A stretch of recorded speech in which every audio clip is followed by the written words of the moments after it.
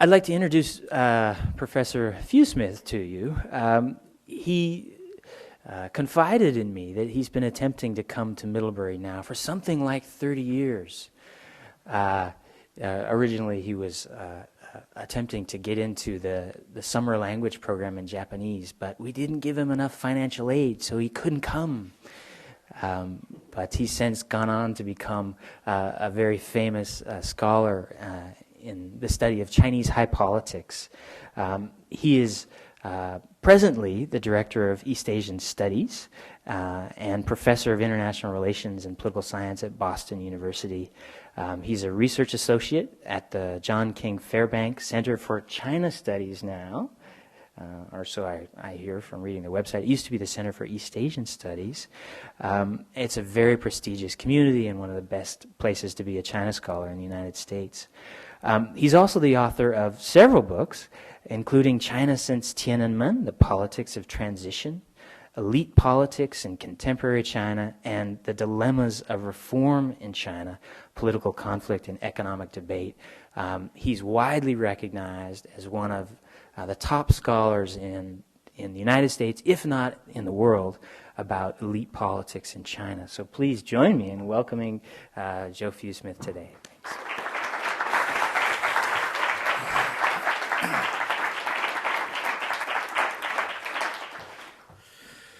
Such kind introductions always make this very difficult. I don't know what to say, and Chun Lo first introduced me or tried to get me here, and now if I don't do a good job, she loses face, and you know, it makes it all very complicated for me. But I will try to fulfill my responsibilities. I will say that the 3 decades were well spent because I finally got here, and I realize why you all came here much earlier than I did. It is beautiful. And I trust that you are all majoring in skiing. Otherwise, you're probably wasting your time. No, I'm not quite that way. But at any case, I should have come up yesterday and spent the day skiing, but instead I drove up this morning. So next winter, let's do this again so that I am properly prepared. At any case, I have, as Professor RCIA said, spent a lot of time talking about elite politics in China, and I would like to talk about elite politics a little bit today. But I'm actually going to spend a lot of time talking about some very non-elite politics down in the weeds, because I've been spending a lot of time over the last couple of years down in the weeds. Some of the weeds are taller than other weeds and so forth. As you know, China is a big country. And I'd like to bring some of that, share it with you. And I think basically, in other words, if you're trying to understand the issue of political reform in China, you really do have to grasp the system at both ends, at the top and at the bottom, and try to understand it as a system. And I don't know how much of that I can convey over the next 45 minutes, but I'll at least give it a try. Certainly, I hope there'll be some questions afterwards. If there are no questions, then I must not have said anything interesting or provocative, so please feel free. I'd like to start by making my clicker work. Let's see. Why? This was all tested just before we did this. We'll do it the manual way. Why is that not? Probably because we had this set for a little while, and it is probably in some sort of, there, that seemed to have worked. Okay, there. I think we'll make it one way or another, manually or by the clicker. Okay, I'd like to start by making 2 contradictory arguments. One, I'd like to argue that there are a lot of forces that are upholding the status quo in China. That is to say, the present socioeconomic political system. And I think I might even argue that those forces are getting stronger. I'm not sure about that. But I want to put that out there, that the interests and political and economic that have been upholding this political system are very strong indeed. At the same time, I'm going to make the absolutely contradictory argument, and I will try to bridge the contradiction later, that there is a palpable need for at least some sort of political reform, at least at some levels, and maybe at several levels. And I understand that those are contradictory arguments, and maybe we can address that as we go along here. Okay? By the way, in talking about pressures for political reform, I don't necessarily mean democratization. You can have political reform of various sorts that are not equivalent to political democratization. They may or may not lead to that. They may open up the systems to some degree, but not completely. I think we're actually quite a ways away from anything that would resemble an American-style democracy. So I'll just put that out there at the beginning. Now, if you were watching Chinese politics last fall, you undoubtedly saw this photograph. This is when the new Politburo Standing Committee comes out, and finally the curtain's pulled back and you see the new leadership, and it raises a terribly important question. You look at this picture and you say, why can't Wu Bangguo buy the same tie everybody else did? I don't understand this. Everybody bought the same suit, the same tie, from the same haberdasher. I don't know. Maybe he was a last-minute write-in. I had to put on a tie. I don't know. There is a political mystery here. I don't understand it. I can't explain it to you. But there are some mysteries of Chinese politics that we have to understand from the get-go that we're just never going to understand. That's one of them. If that's the only one, I'd be really happy. There are many others. We use this term princelings, which is not always a very good term. Obviously, there is an intent of this term to be to deflate or defame the people. It's not a compliment. These are the sons and daughters of the high party cadres, and there is an intent to dismiss, which I don't necessarily mean to include in my use. It's just a widely used term, and so I will use it, and therefore the caveat. Obviously, when you're speaking from the United States of America, you have no right to criticize princelings. I can remember the 2000 election where we had a choice of 2 princelings for president. So China's not the only country that does it. At any case, there is a point, however. 10 years ago, at the 15th Party Congress, there were hardly any princelings that were elected to the Central Committee either as full members or as alternates. There were 2 important ones, I should hasten to add. Jiang Zemin has to be counted a princeling because his father was a victim in the war against Japan, and so he should be considered a Gaoganzidi, a princeling. And Li Peng, who was premier, his father and mother were also lost in the revolution, and so he is clearly even more than Jiang Zemin. He was a Gaoganzidi. Anybody that sort of gets to sit on Mao Zedong's lap when he's a baby probably can be counted as a Gaoganzidi and maybe a Yan'an brat or whatever the appropriate term would be. But other than those 2, you have to go down the list of all the full members of the Central Committee and way down the list of alternates before you start getting to some other real princelings.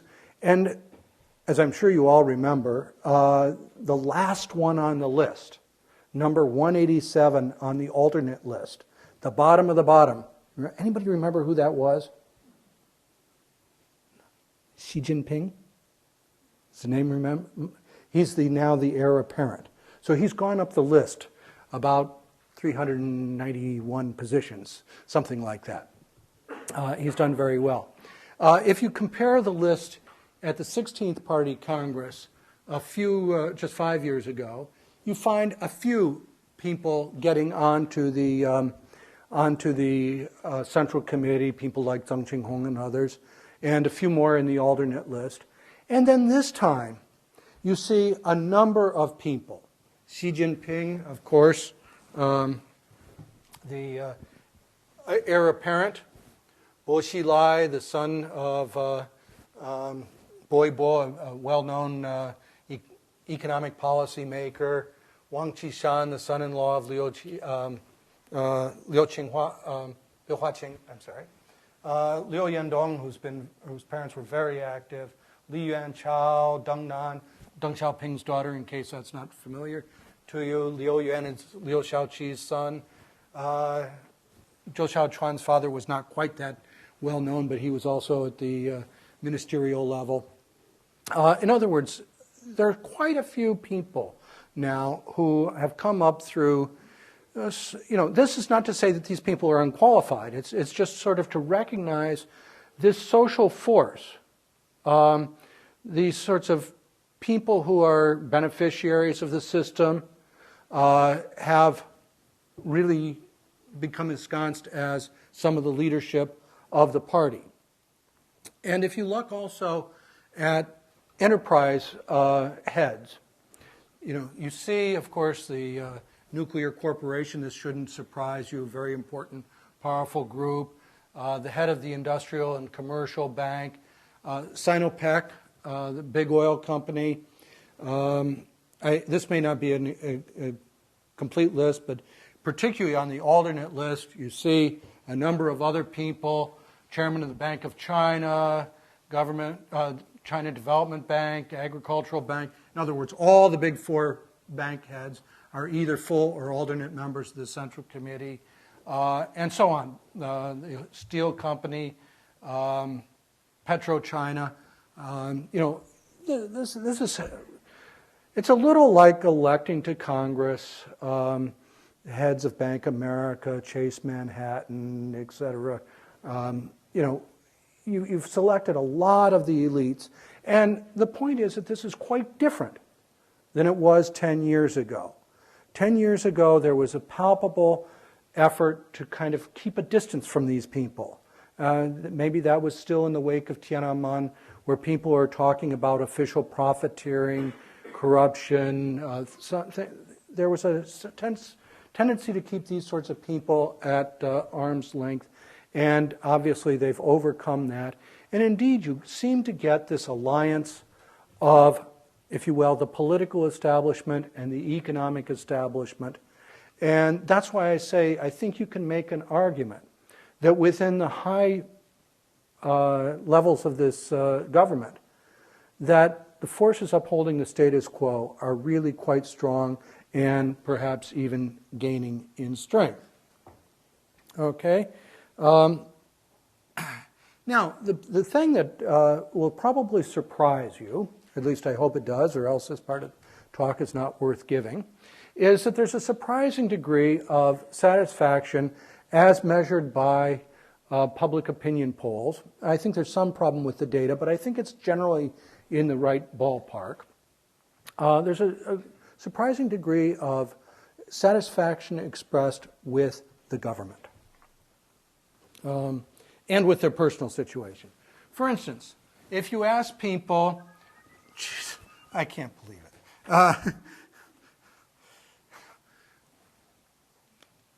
In any case, if you ask people, compared with 5 years ago, has your standard of living increased greatly or increased somewhat or no change?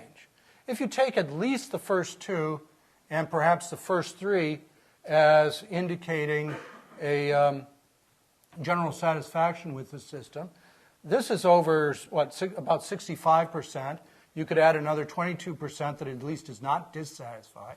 You're up in the very high 60s, or 80s there.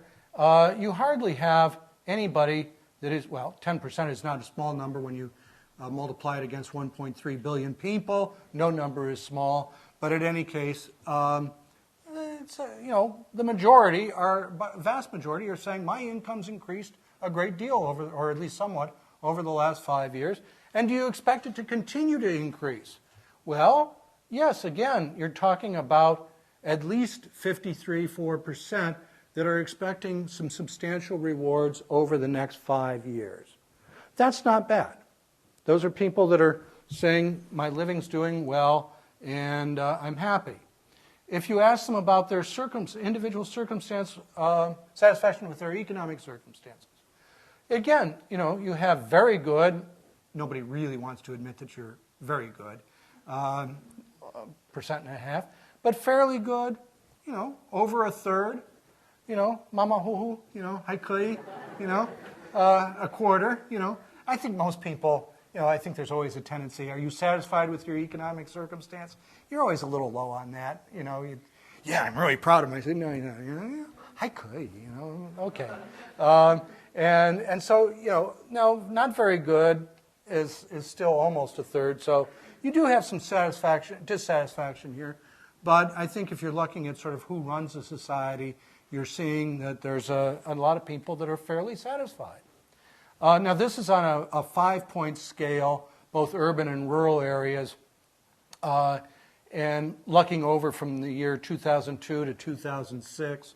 And on the urban side, you see that has been increasing fairly steadily over the last 4 years. And the rural areas, I'm not quite sure why it went down so badly between 2003 and 2005.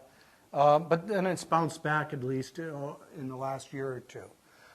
Again, you're getting expressions that things are trending in the right direction.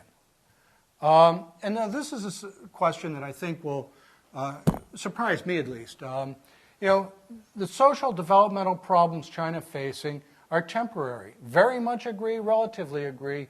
You're up about 80%. That's pretty good. The party and state are capable of managing our country well. I can think of administrations that would like to have 90% approval ratings. That's pretty darn good. If you put this to a vote, you might win. This is, by the way, interesting. China's current status in the world is something to be proud of. Again, you're up about 90%. This is expressing a pride of the distance that China has come and a sense that China is emerging on the world's stage. I expect this to peak at about 300% about August the 8th.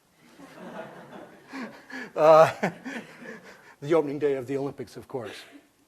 And the overall circumstances of economic and socioeconomic development, again, almost 90%.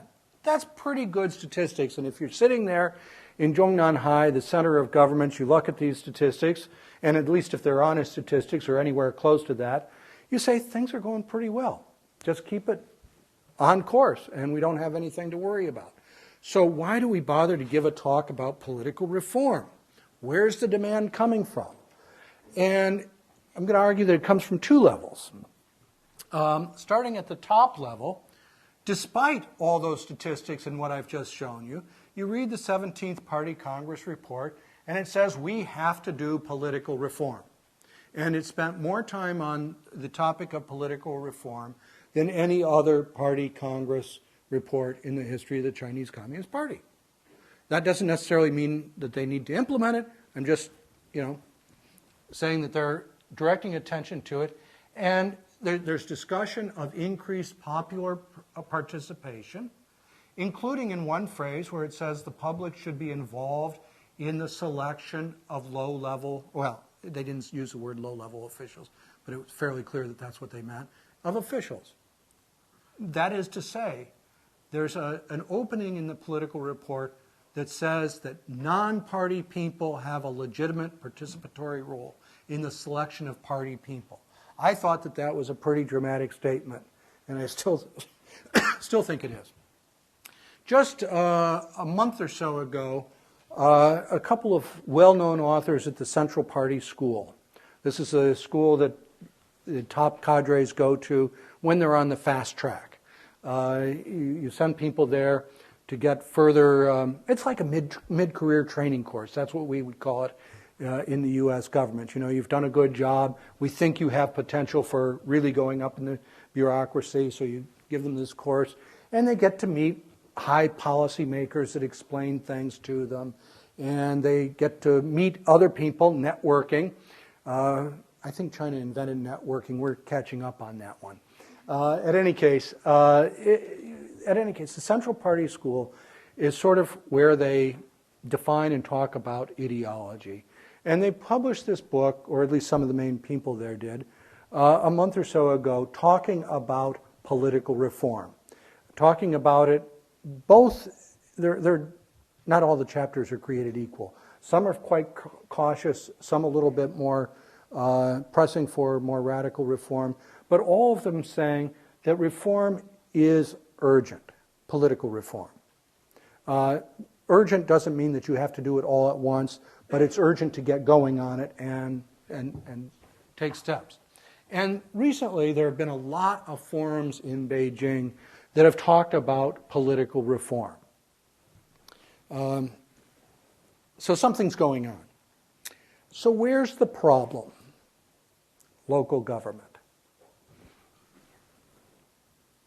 If you look at citizens' trust in government's management of social tasks, it's the red box bar that you really want to pay attention to. And this is at the, that should be at the Xian county level. I think there's some bad typos there. That should be the county, township, and the village, sort of the three lowest levels of government. And the red box, maroon box is, do you believe in improving cadres' integrity? How do you think of that? That's always the lowest one. Do you think cadres are honest? No. And the closer they are to you, the less honest you think they are. That's the basic message of this graph.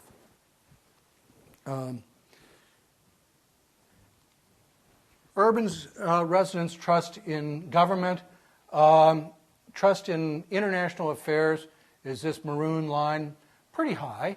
I don't know why it fell in 2006. Trust in the management of economic affairs, again, quite high.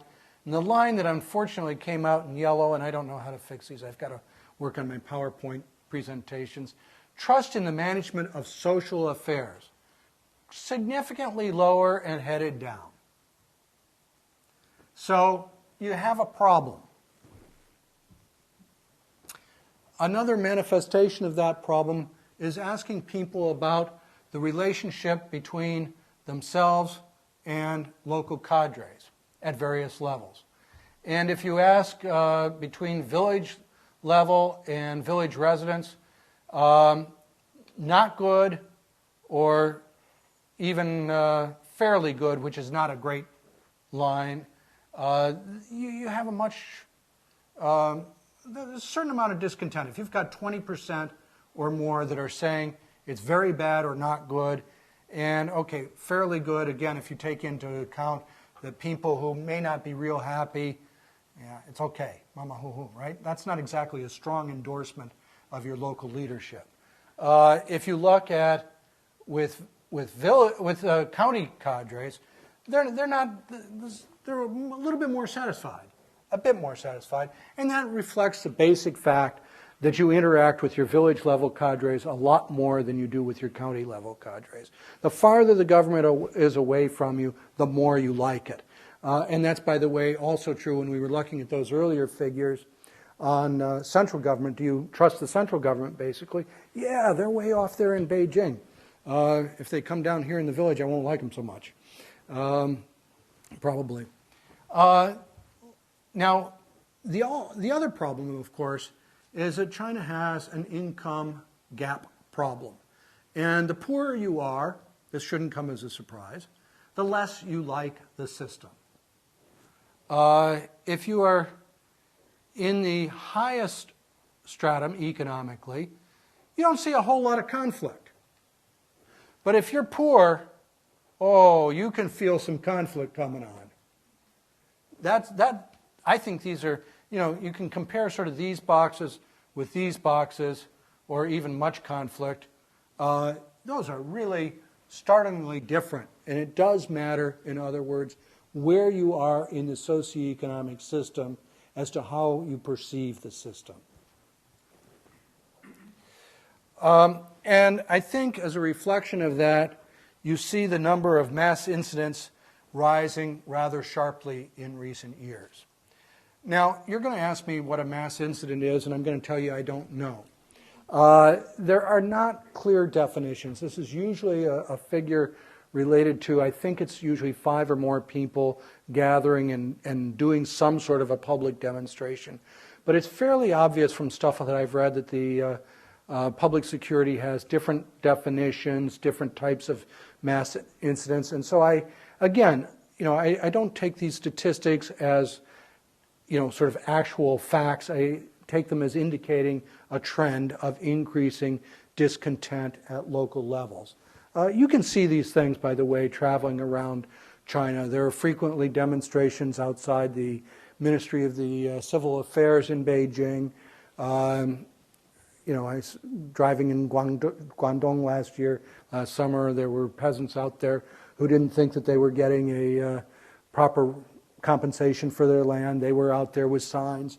Again, by the way, I don't know how they count them. If they go out there on Monday, is that one mass incident? If they go back on Tuesday, is that a second one? There's a lot of stuff that they don't explain about these statistics. But there's a lot of tension, and if you read case studies, you can see the results, that these problems exist. So this gives you a lot of pressure on officials. If you're working at the local level, you've got a problem because the central government is telling you very explicitly, solve your own problems. We don't want peasants coming to Beijing. We don't even want them coming to the provincial offices. That petitioning above the level that you're at is considered a no-no for the official. Now, one way of course, handling these things is to squash them. But if you do that, the petition usually gets above that level, and you've got a problem. So the local officials are really under a lot of pressure to find solutions to these sorts of social problems, even if they themselves are the cause of the problems. And of course, at the highest level, if you're a Hu Jintao at the top of the system, you're probably reading reports every single day about some mass disturbance someplace. And you're worried about political stability, social stability, and ultimately regime legitimacy. Legitimacy is one of those words that does in fact come up quite a bit, particularly at the local level. Having said that, I think there's a lot of ambivalence about political reform at all these different levels.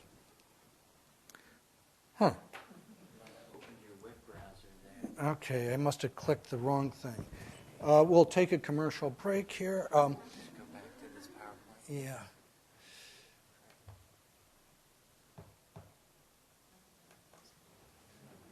Okay, just a moment. Did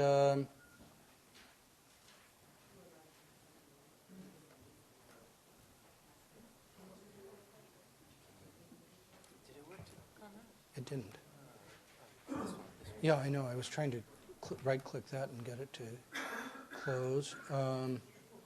Just a minute here, folks. How about at least shrinking that? How about if I pull this out? This will... Don't know why we're... Control-delete?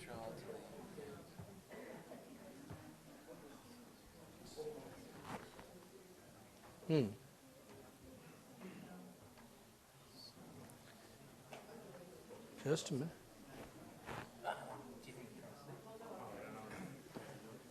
Somehow I did indeed click on the web browser, and yeah, I just want to get back to that. Yeah. Just a minute.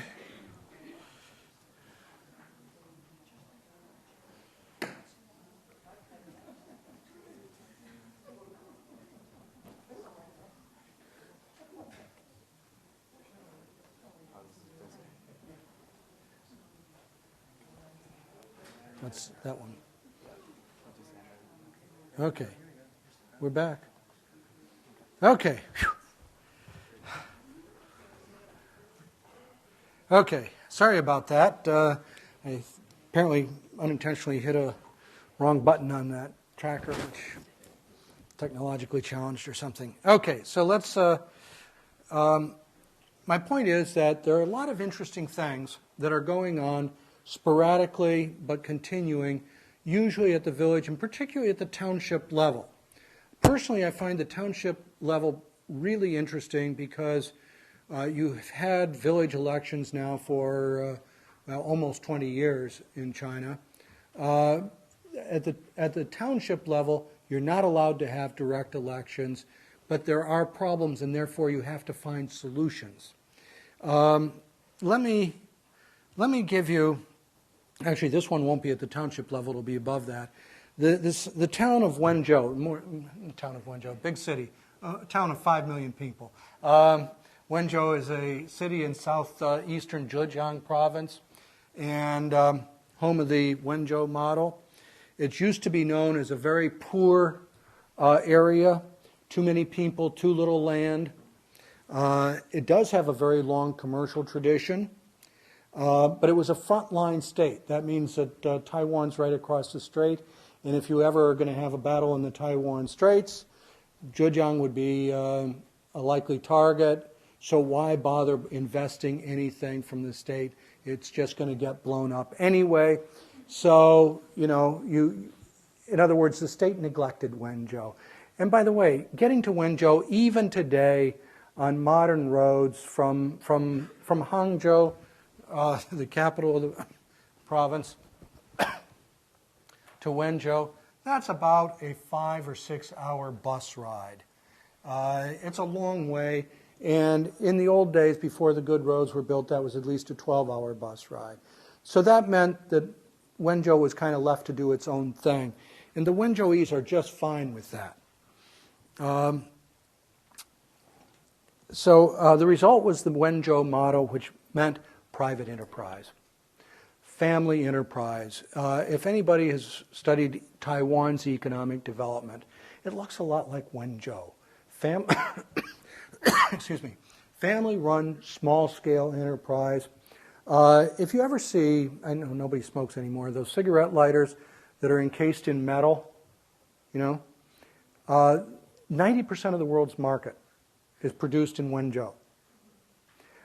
They drove Japan and they drove Korea out of this because they could come up with new models in a fraction of the time and at a lower cost than the Japanese or the Koreans. So a very dynamic place. And dynamism usually means you accumulate wealth. Wenzhou today is not a poor place. It's got all your Gucci and other designer shops around.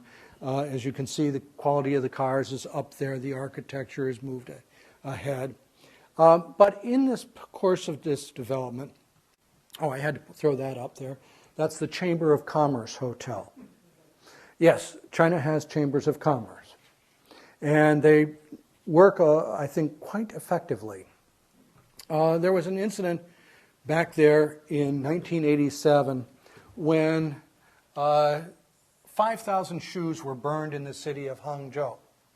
It turns out, I've since investigated this a little bit, that they were actually burned by the Wenzhou, or actually a district government, protesting their own merchants' quality. The trouble is, Wenzhou had a reputation of producing not only the cheapest goods, but the lousiest goods.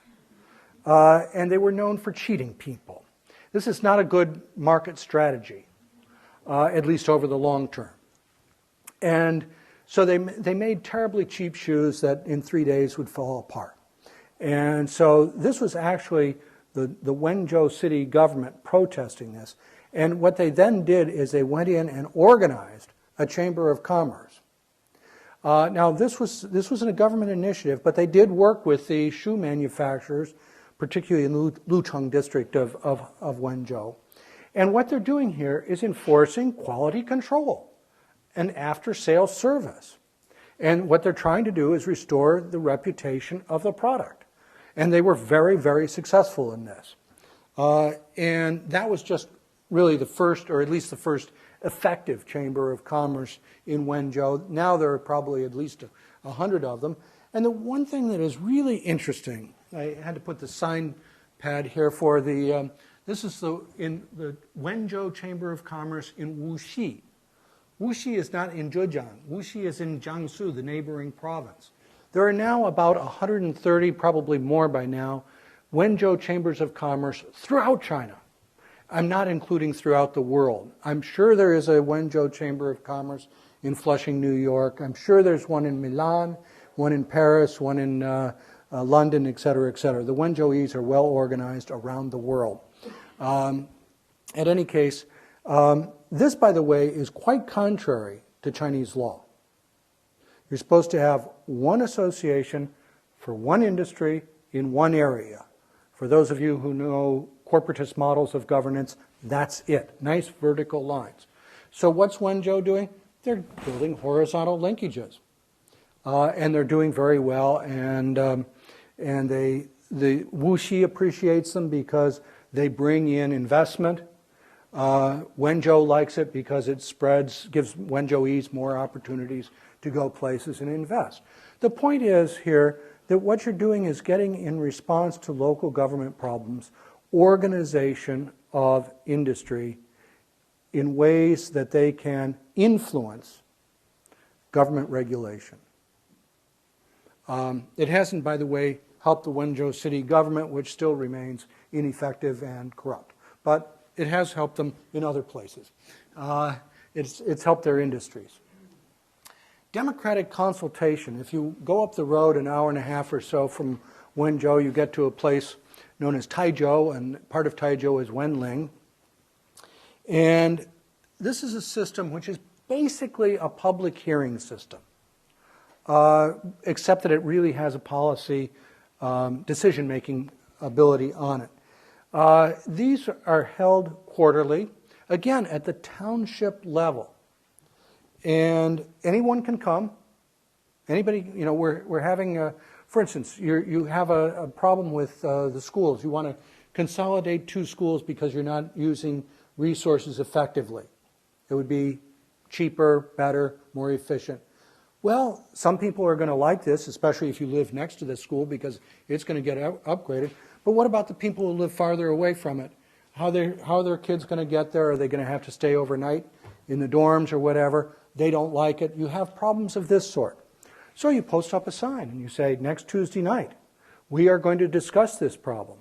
And you have people come and discuss the problem and hopefully work out a solution frequently on the spot. Now, a couple of years ago, this took a very interesting turn when they began to combine this system with the local People's Congress. And the local People's Congress has at least a legal authority, very, very rarely exercised, to review the township budget. Well, if you have this democratic consultation meeting first, and people raise all sorts of comments and objections, and then you hold the People's Congress meeting, and of course you have to have a cooperative local leadership that is willing to share the budget in greater detail than they're used to, then you can do something. And that's what they began to do. This is a meeting of the local People's Congress. I believe this was March of 06, if I recall.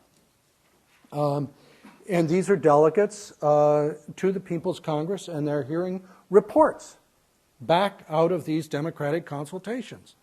Here's somebody standing up and asking a question, and sometimes these questions get very heated. How come his village got a road and my village didn't? Do you like him more than you like us? This sort of thing. You're biased there. And these things can get quite heated.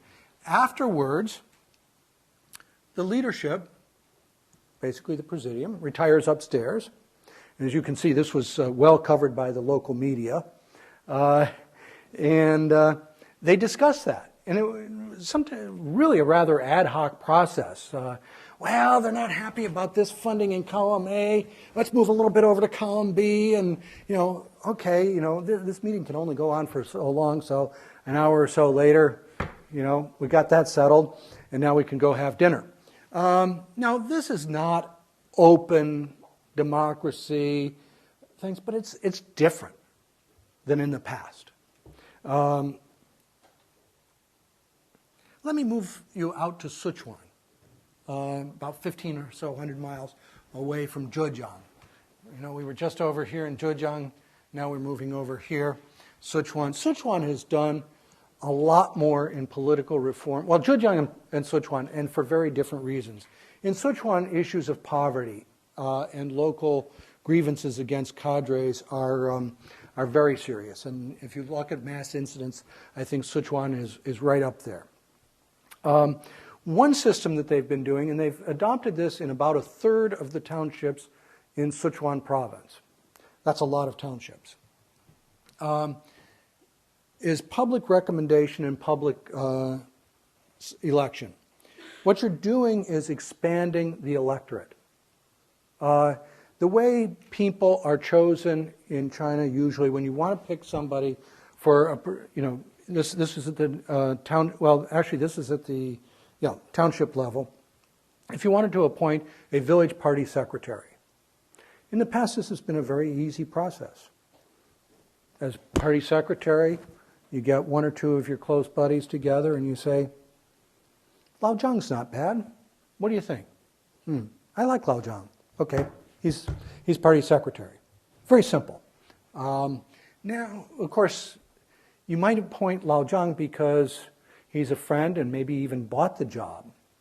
And sometimes that doesn't mean that he's a good local official, because if you buy jobs, this is considered an investment. Investors always like to have their money back. And so they're going to find ways. So they're not usually good local officials. Villagers don't like these. Well, you can expand the electorate. So you're inviting the top 3 cadres from each village, all the staff of the township, heads of the small groups in the villages, the delegates to the Township People's Congress, and so forth. So you end up with an electoral college, an electorate of 200 to 300 people. Again, this is not exactly mass democracy, but it is really quite different than you had a few years ago.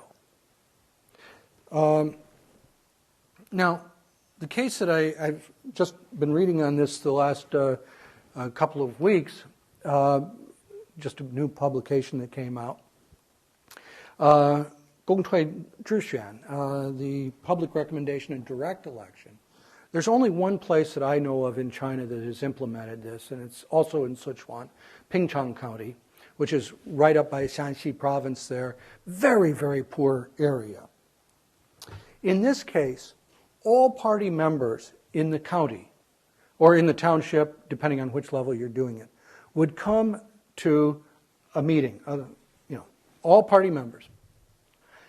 And they would nominate who they wanted to be appointed to these various positions.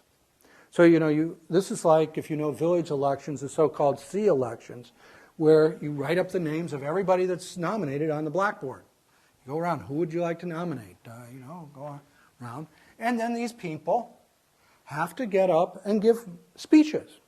I hesitate to call them campaign speeches because there are some restrictions. You got to be careful what you promise. You can say, what I'd like to do is concentrate on economic development by expanding the local brick factory, something of that nature. That you can do. But you can't say, I'd be a lot better than this other guy because I've had more experience. You don't like to be too competitive because that's Western style, at any case. But, they can, you can give these campaign speeches and people can raise questions.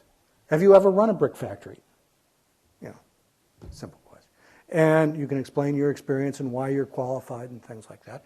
And then there's a process where everybody, and by the way, they're members of the public, are included in this part of the process, including the nomination process. When you start voting, non-party members are not allowed to vote, but they're allowed to stay there to observe the proceedings, to see that they're honest. That's why I think this is really the farthest that anything in China has gone. There's a 2-level vote to have formal candidates, and then once you have formal candidates, you vote. And there was a regulation that you had to have 2 candidates for party secretary. I don't think that's been done any other place in China. And of course, the loser then will probably go on to the party committee. So there's a little bit of face that gets to be saved. But still, somebody wins and somebody loses, and that is a competitive election even if it's only an election where the voters are party members and not the general public. That's progress. Malio Township. This is up on the upper reaches of the Yangtze River. That is not the Yangtze River back there, but it's part there. I just put this up there to prove that I actually do my own work. So, at any case, this was an area that I think it was about 99. They really started having some very serious clashes between the local residents and the local peasants and the local cadres. And you have 200 or 300 people surround the township headquarters, and you got your local cadre sitting inside there, wondering whether they're ever going to get out. It gets very tense. And at any case, they decided to solve this one peacefully for a variety of reasons. And of course, what the problem was in this particular case was because local budgets were being cut because local taxes on peasants were being reduced. And so the local cadre said, income's down. Where are we going to get income? And for years they'd been assessing fines for various petty violations and hadn't gone around to collect it.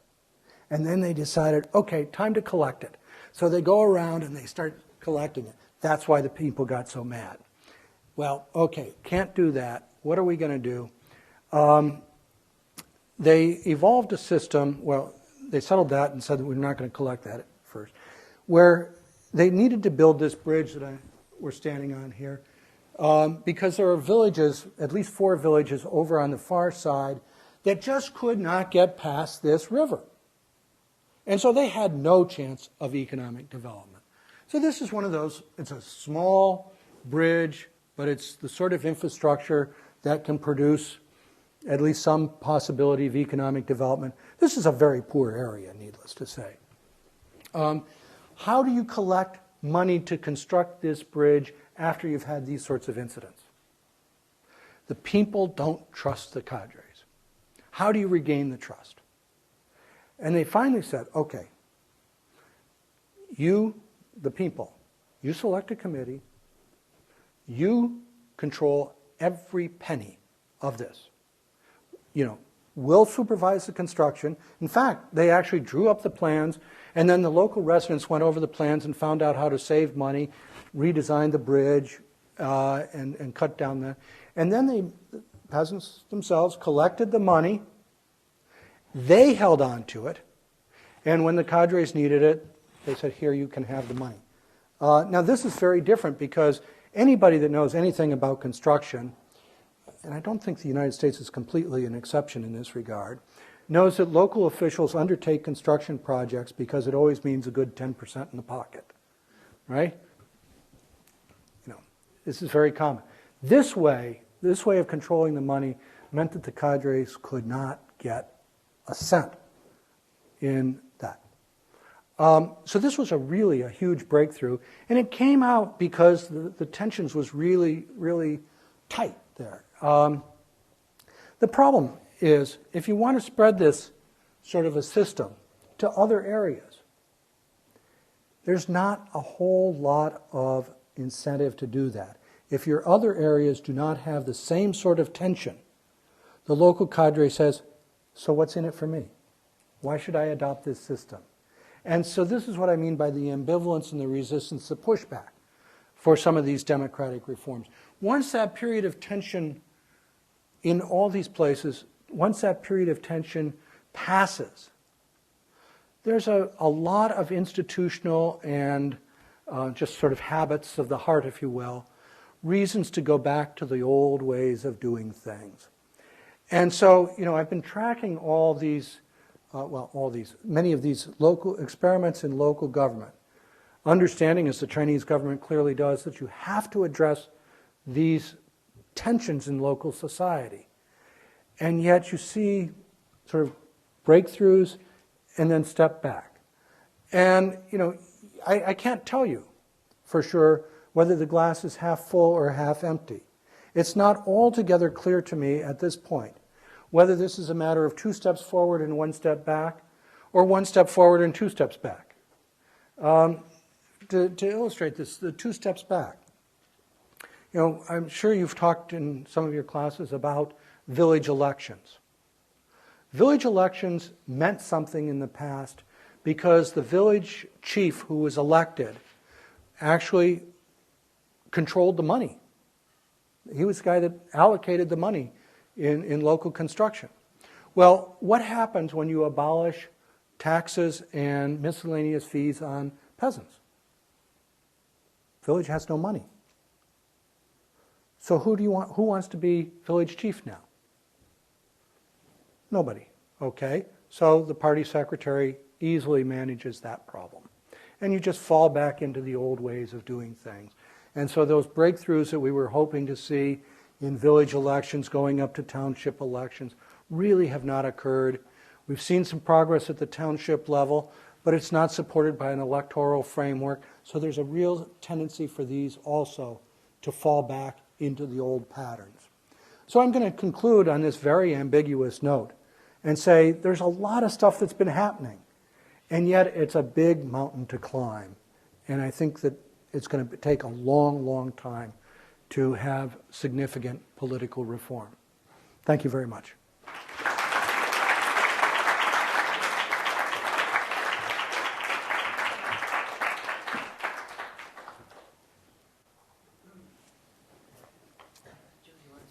Sure, sure.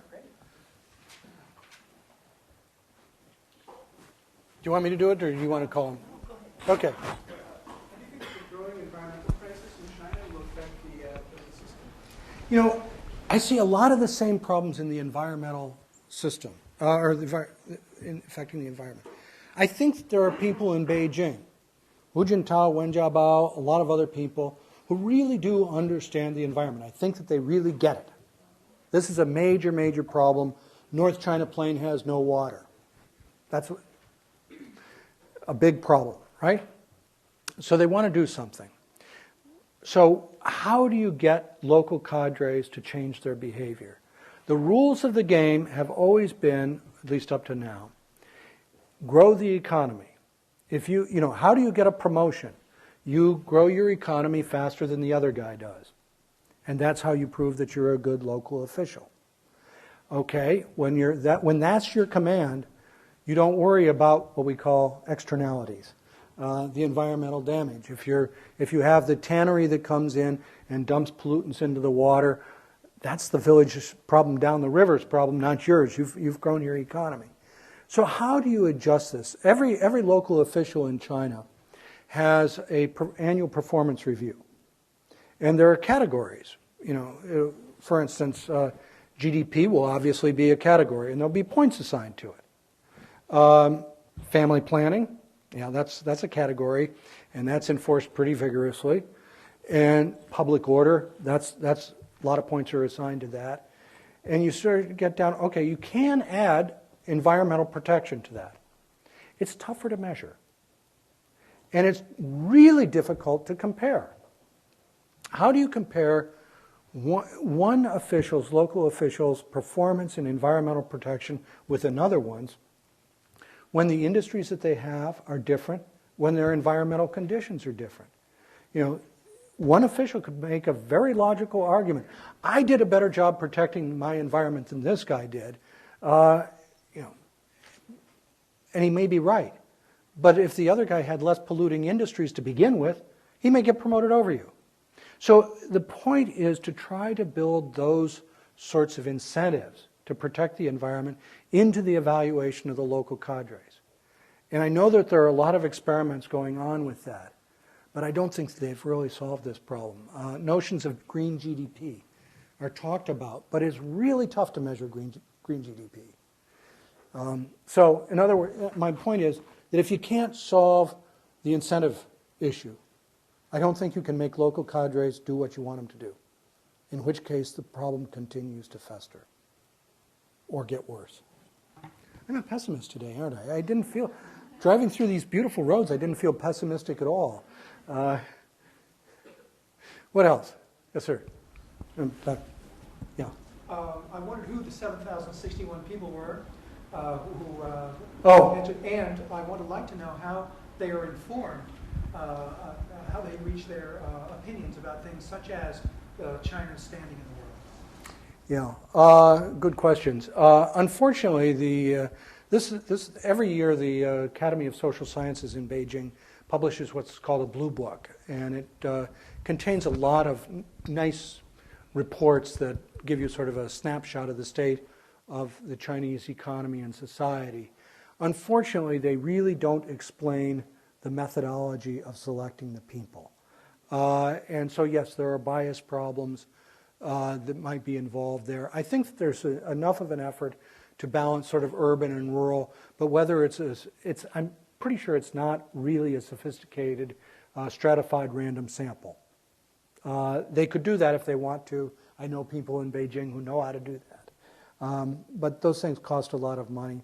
I do think that when you get a sample size of 7,000, it probably represents something. That's why, by the way, I wasn't saying these numbers are accurate. If they're reflective of trends, I think they're good enough for at least purposes of discussion. I hope they are.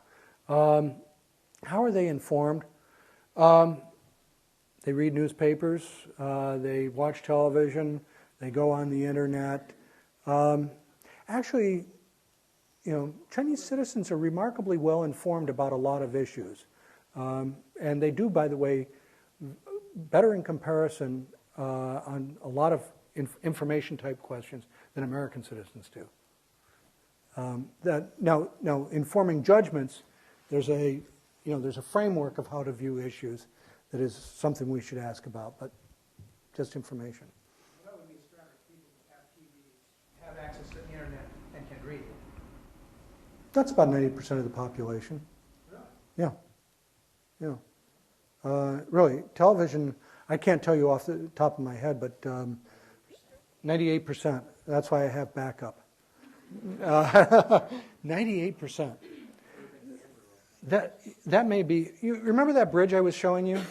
Went to the village township offices. He had a cell phone that worked perfectly. He had broadband access to the internet. Now, not everybody in that area did, but communications infrastructure is remarkably well developed in China, especially cell phone. They skipped the landline, and their cell phones work. Really very, very good. Much better than I get on mine. But, yeah. Sir, you had a question. I just wanted to get a little more info about the mass incident threshold. I was thinking of it, you defined it as 5 people or more. That's my I was understanding. thinking of an incident in around 2000 where 3 members of the Falun Dafa went and just stepped into Tiananmen Square and set themselves ablaze. Right. It caused a bit of a media splash here in the United States because it was one of the first incidents in which we heard of the Falun Dafa. Yeah. And I was just wondering, would that have been counted in China? I can't tell you that. The Public Security Office compiles these statistics, and if you think the explanations on the statistical methodology are lacking, believe me, they don't answer questions about how they count these things, which is too bad. It would be really interesting. So I don't know whether that would be counted or not. If there were 5, they would count them. With or without the matches. So then how would you assess the reliability of the data they give you to work with? I don't assess it as anything more than sort of, what is that, ordinal, right? That they're increasing. That's sort of the only reliability that I put on that. Your daughter, is this your daughter? No? Is he my dad? No? Okay. I'm sorry. You look very young. I'm sorry. Oh, well. Okay. I was wondering what you imagine the Olympic Games and the foreign scrutineers coming to China to implement. Do you... Yeah. You mentioned that breakthroughs take time and that it's often small conflicts. Do you imagine China trying to kind of stop those before they blow up, or what? Yeah. You're going to have 2 competing storylines up to and through the Olympics, right? One is China is going to be showing itself off. Beijing will be looking as good as Beijing can look. We're all still wondering what they can do about the 98% humidity as you're running the marathon in August, but whatever, the pollution and all that sort of stuff, Beijing will look as good as it can possibly look, and believe me, the Chinese authorities are going to put on a show.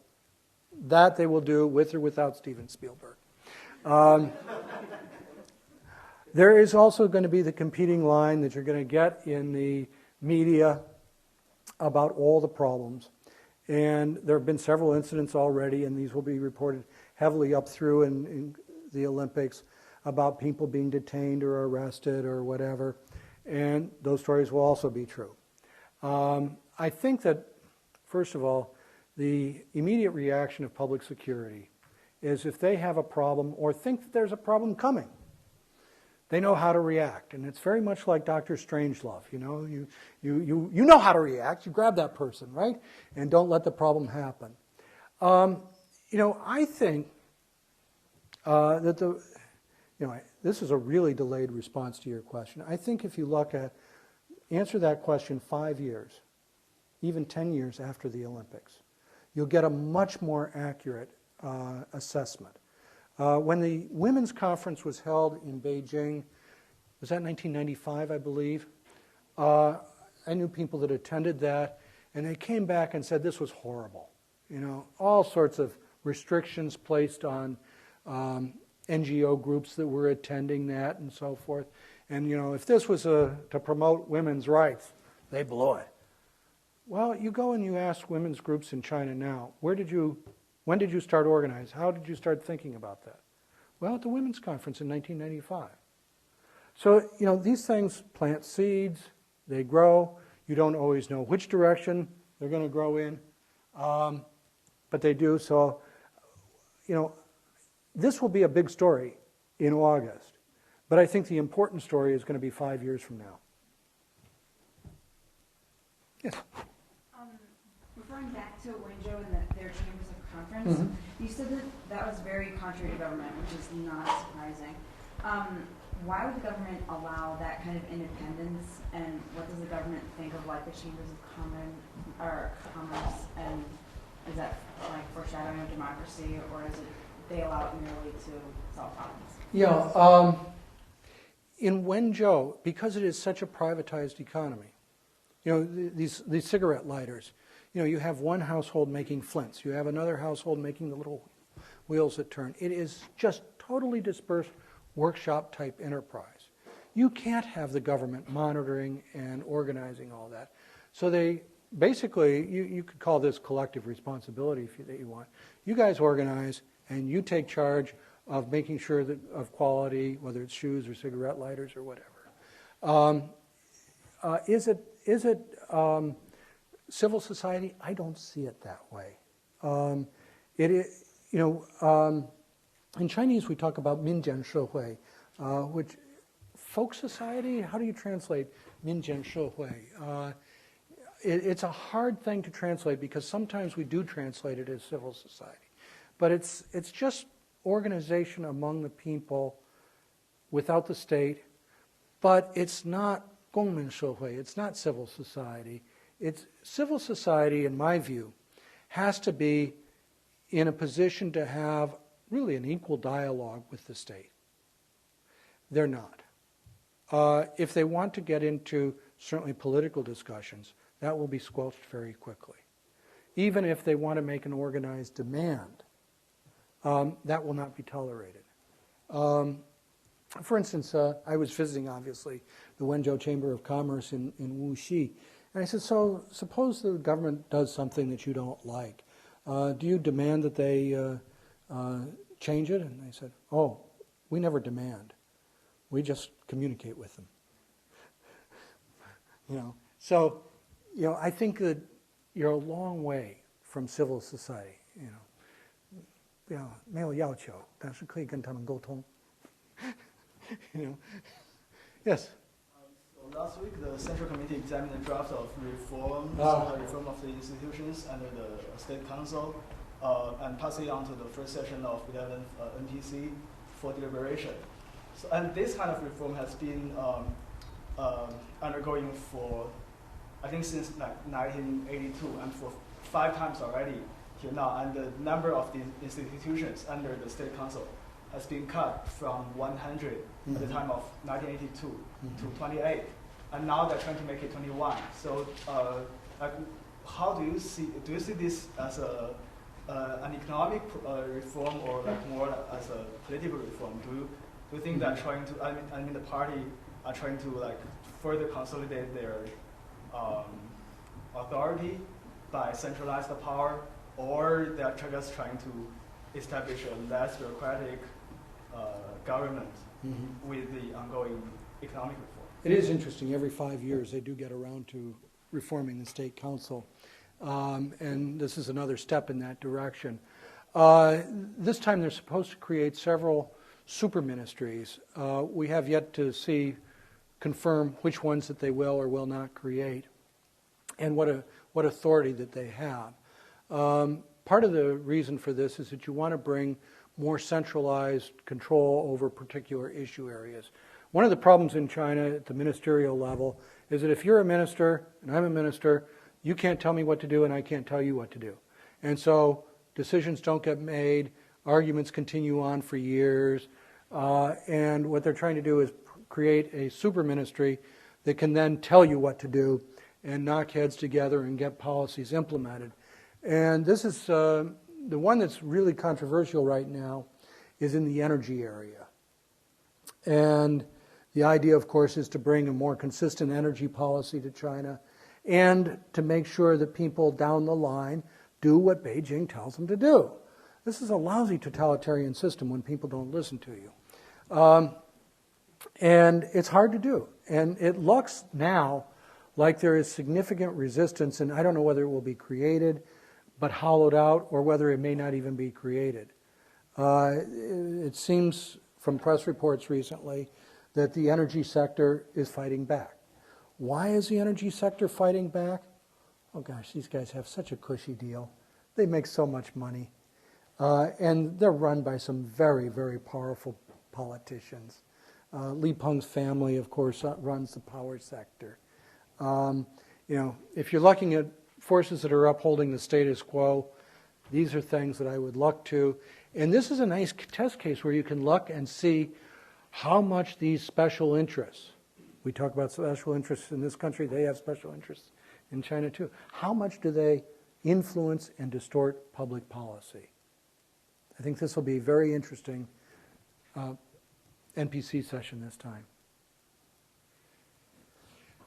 Yeah, go ahead. Is it fair to say difference between the northern part of China and the southern part of China? And the western and the northeastern, and yeah. Mm-hmm. Yeah. And then, like in your presentation, you give all examples from the southern part. Yeah. As we know, like the difference is like Beijing and Shanghai. Like Shanghai is more commercial or more flexible. So where are you from? Beijing.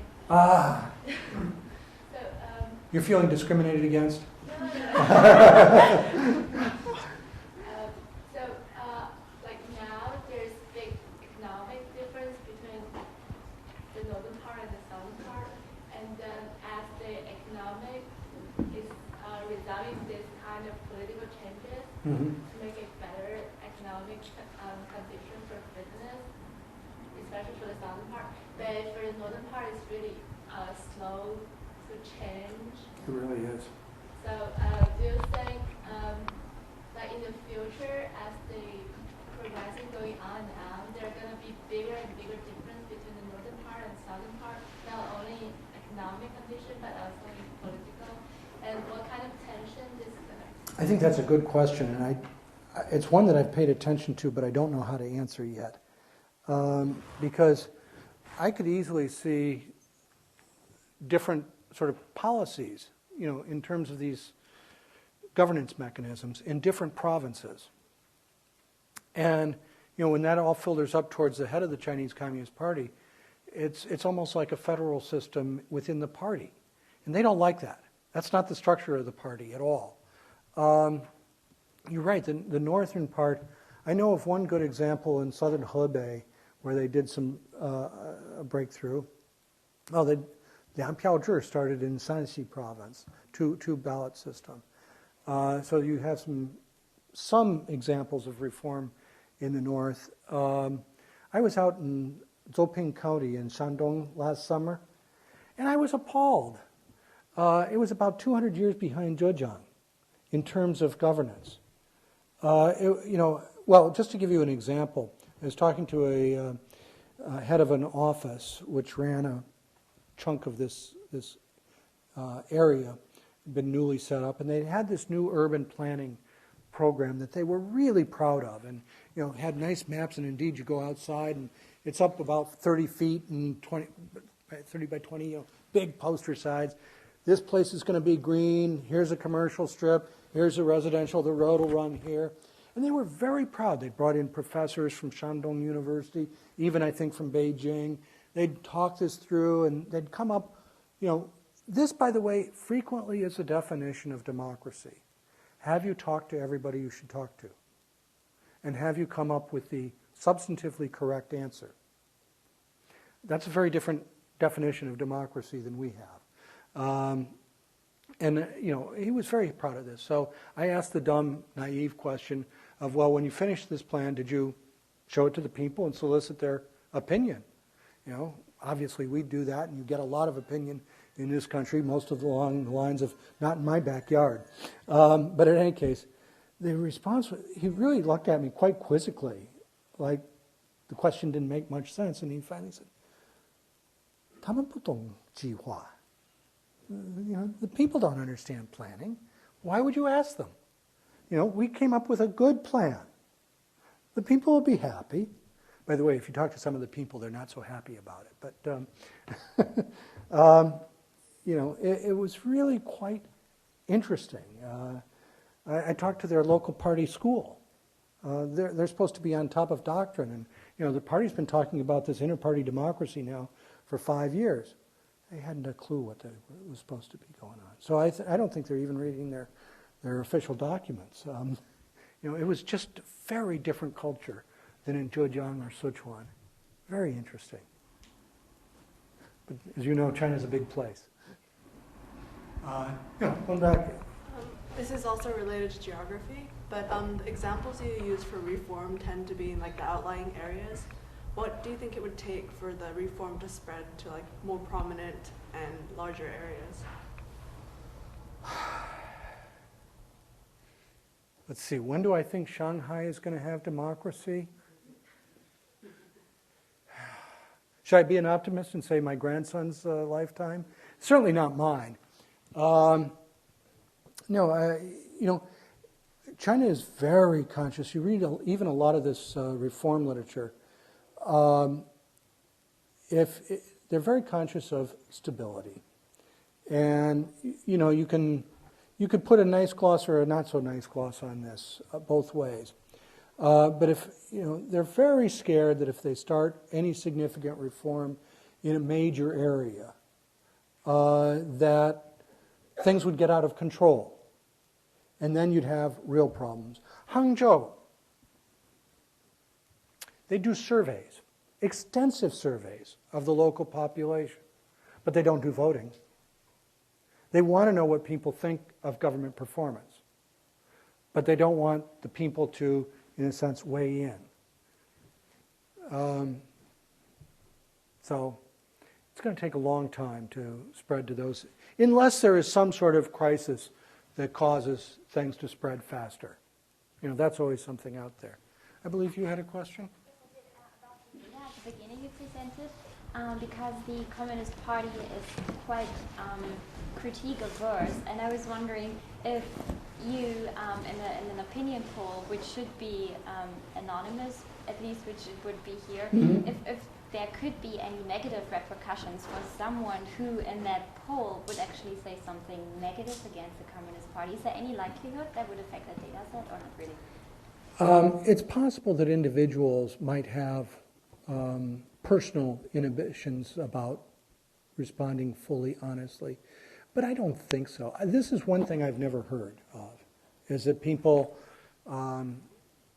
people saying my local cadre stinks. These people don't get arrested unless they start petitioning and organizing, and then there are problems. But I've never heard of, that's one thing, you do hear people getting arrested for adverse opinions on the internet. But I've never heard of anybody being arrested for giving the wrong answer on a public opinion survey. So, yes, sir. I noticed that you didn't mention the Chinese military at all, and I know that since the era of Jiang Zemin, since he came to power, they haven't even bothered to endorse a candidate. They have not I don't think they bothered to endorse a candidate for the head of the CCP or Okay. Yeah.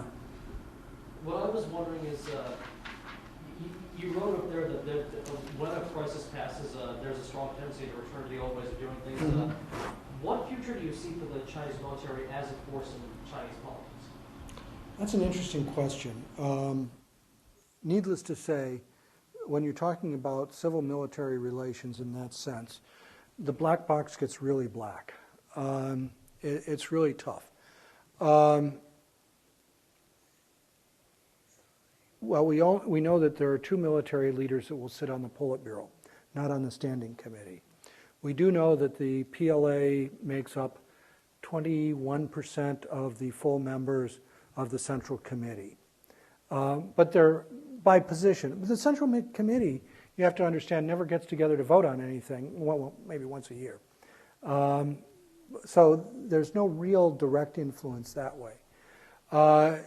One of the interesting announcements we'll hear next week at the National People's Congress meeting is, what is the military budget going to go up to this year?